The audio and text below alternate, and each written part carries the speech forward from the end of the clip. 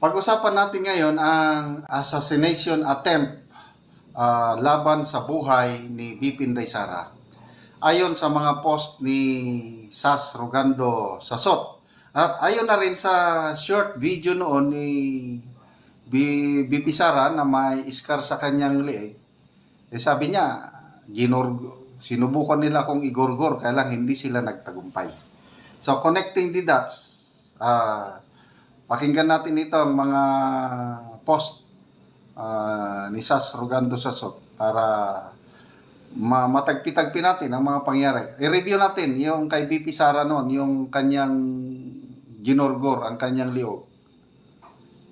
Nagpaliwanag si Vice President Sara Duterte tungkol sa isang video kung saan sinabi nito na sinubukan umano siyang i-gurger o saksakin, subalit hindi umano sila nagtagumpay.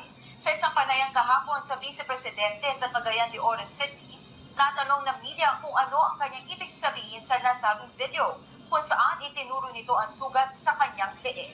Hindi naman nagbigay ng partikular na pangalan si BP Sara kung sino ang tinutukoy niya sa video. Hindi naman na siguro kailangan i-interpret yun, very straightforward yun. Tinanong ako kung ano yung sugat na nasa leeg ko at sinabi ko na sinubukan nila ako i-gurgor pero hindi sila nagtagumpay. Sino ba yung sila? Silang lahat. Okay? So, akala ko, biro-biro lang yun. Nagpaliwanag si Vice President. Biro-biro lang yun. Parang totoo pala. Okay, pakinggan natin itong vlog na ito ni Showbiz Chikadoro, Connecting the Dots. Merong post ni AB Hugalbot at Sas Rogando Sasot tungkol nito. Kinikayat ni Senate President Cheese Escudero si Vice President Sara Duterte na humingi ng tulong kung mayroon siyang pinagdaraanan upang mas magampanan daw ang kanyang tungkulin. Aniya, nakakabahala ang mga biglaang pahayag ni Duterte laban sa administrasyon ni Bongbong Marcos Jr. sa isang online media conference. Dati na ring nagsabi ng mga bayolenteng komento si Duterte laban kay Marcos. She should keep in mind that as a public official, she has a duty to set an example for the personnel in the office of the Vice President and our fellow Filipinos, especially our children, dagdag ni Escudero sa isang pahayag ngayong Sabado, November 23.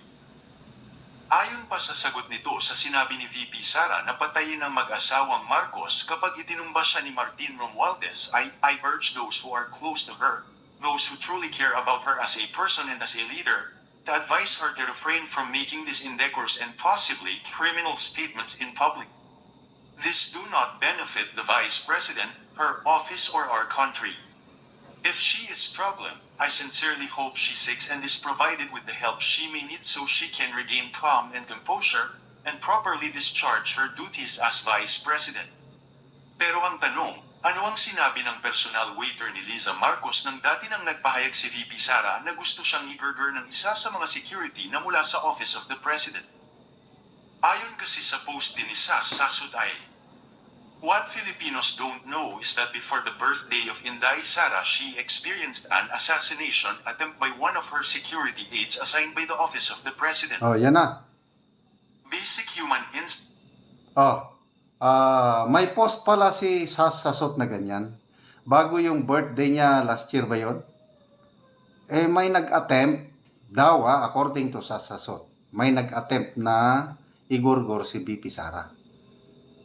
So, yun na pala yung sinubukan nila kung igorgor, hindi sila nagtagumpay. Yang ginawa ni Sara, if you push any living creature to the wall. If you push someone to the wall, they revert to survival mode. Someone in survival mode will do everything in order to survive or make sure that those who put her in survival mode would not come out alive or would be seriously debilitated. This is a basic fact of life. Why do you think some people survive a serial killer? They are acting based on the instinct of survival mode. They fight till the end of their life. That fighting gives them a window of opportunity to survive, even if the process they had to go through would be hell. Ayon naman kay E.B. Jagulbut ay, shit, is this the reason why the Vice Presidential Security Group was dissolved and her PNP-PPSG detail removed as well? Tang ina. A few months back, I saw a TikTok video where VP Sara was asked how she got the scar on the right side of her neck, to which the VP replied, in a funny way, sinubukan nila akong gurgurin pero hindi sila nagtagumpay. Gurgur is a slang from the Bisaya word gulgul, to mean the act of slitting an animal's throat, particularly when slaughtering pigs and chickens. Maharlika coined the word gurgur, now applied to almost anything signifying any act to suppress freedom of speech, such as taking down a Facebook page, or to a more serious action of rendering a person dead. I never really took that video seriously, as I found it just one of the VP funny one-liner satirical take on this administration's moves against her, until I came upon this UNTV news footage today that was prompted by a comment under a post of Sas, where she revealed just before VP Sara's birthday there was an attempt on her life by one of her own security personnel. Judging from VP Sara's reply in the second half of the video, are we to take it to mean that there really was an attempt at her life that caused the scar on her neck? I wouldn't be surprised if indeed there was. Kung gayon, ibig sabihin kumanta ang taong itinalaga ni Marcos at Romualdez na magtutumba kay VP Sara, kaya niya nalaman ito.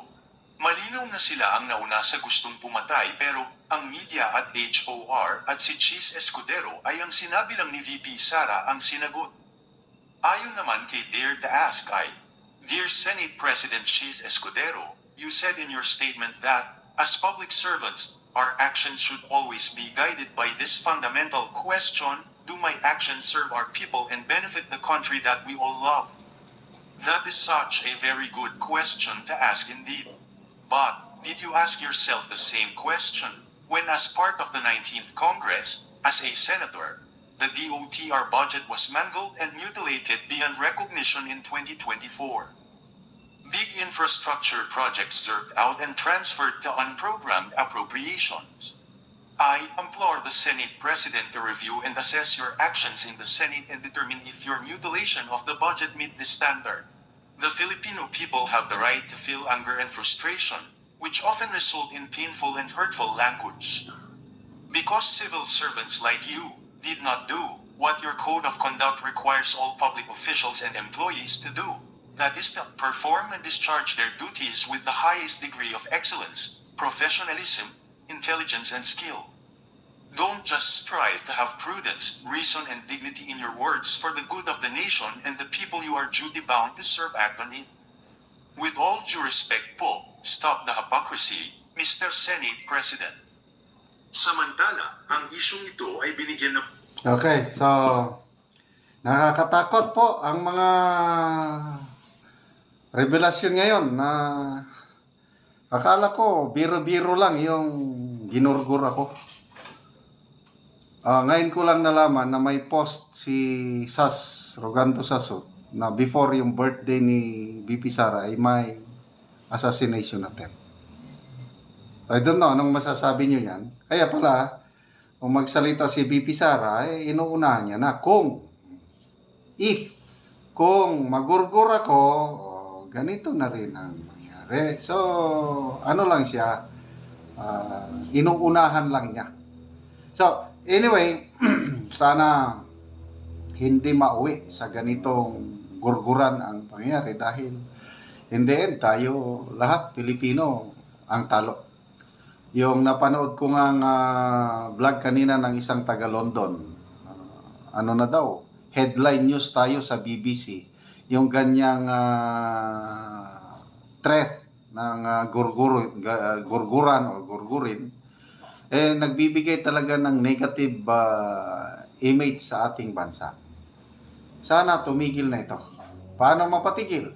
Ayun, yung panawagan ng vlogger from London na magsalita ang Pangulo, patigil niya na ang mga congressmen. Kasi ang Pangulo lang makakapagpatigil kung gusto niya. Itigil nyo na yan. Tama na. Mag-heal na tayo. Pag itinigil yan, pabayaan na lang nila ang COA o yung Committee on Good Government and Public Accountability. Pabayaan niyo muna ang COA. Pag final na yung findings ng COA, kung may anomalya, then file na ng kaso.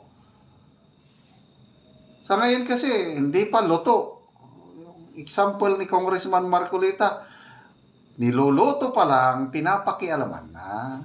So, pwede ba itigil nyo muna para huminto na itong bangayan sa politika? Yung COA, patapusin nyo muna ang kanilang trabaho.